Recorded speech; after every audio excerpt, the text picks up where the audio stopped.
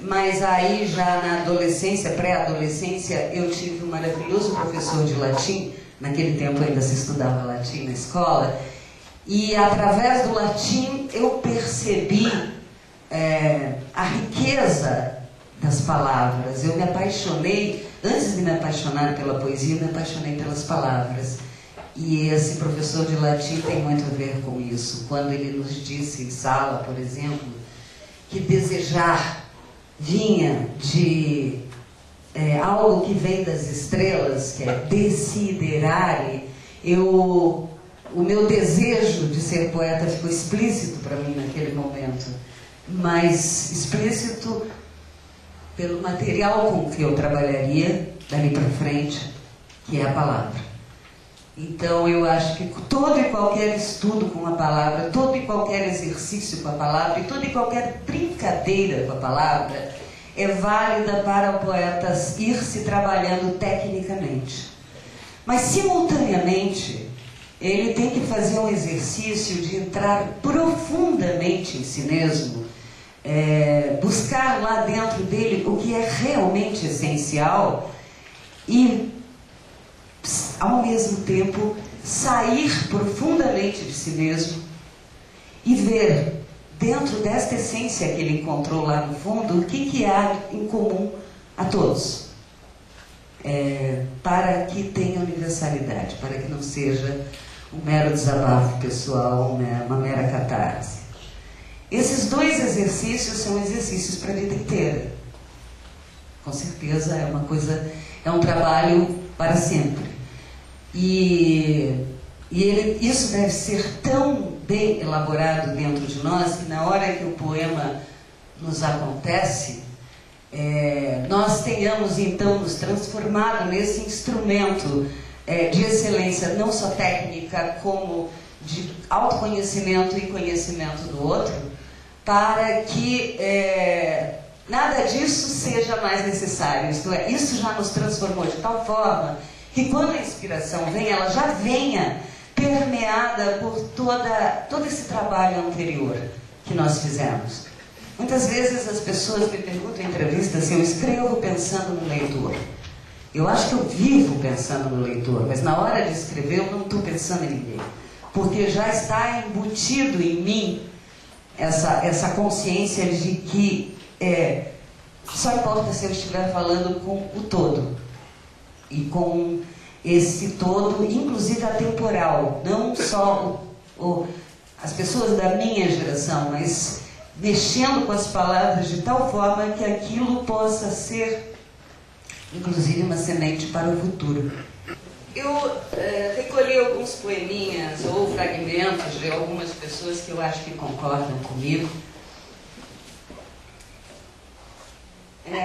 Eu não lembro quem foi o poeta que perguntou um dia para Mallarmé.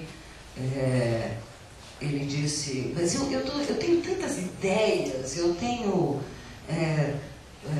penso tantas coisas e eu não consigo fazer poema com isso, mas como é que se faz? Ele disse, mas poesia não se faz só com ideias, poesia se faz com palavras. Só voltando ao tema, mas eu acho que se faz com ideias também.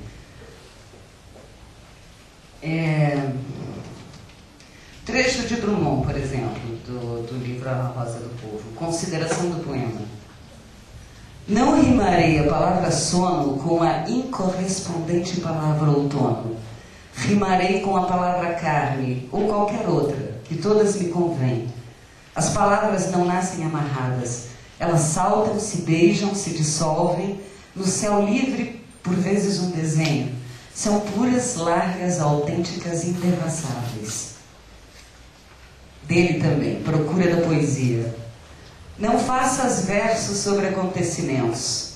Não há criação nem morte perante a poesia. Diante dela, a vida é um sol estático. Não aquece nem ilumina. Não dramatizes, não invoques, não indagues.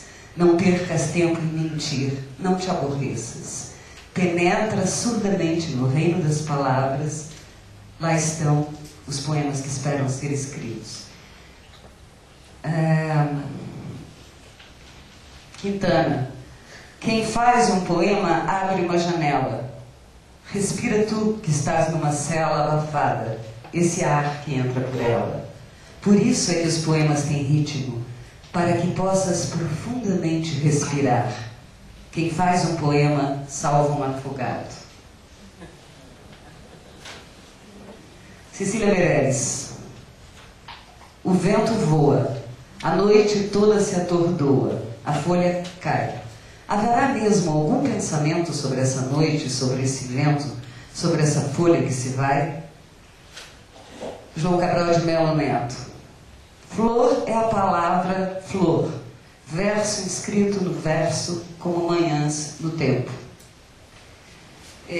Não vou me estender falando, lendo os nossos poetas, mas mesmo porque eu quero dividir o tempo da seguinte maneira, uns 15 minutos para cada uma dessas formas e uns 15 minutos para a gente conversar, que ia ser bem bom, né? Eu adoro, eu prefiro dialogar do que monologar. 45 minutos para ir vai ser. Muito bem. Aí, é claro que depois disso, na minha geração, nós tivemos dois movimentos muito fortes que, de certa forma, recuperavam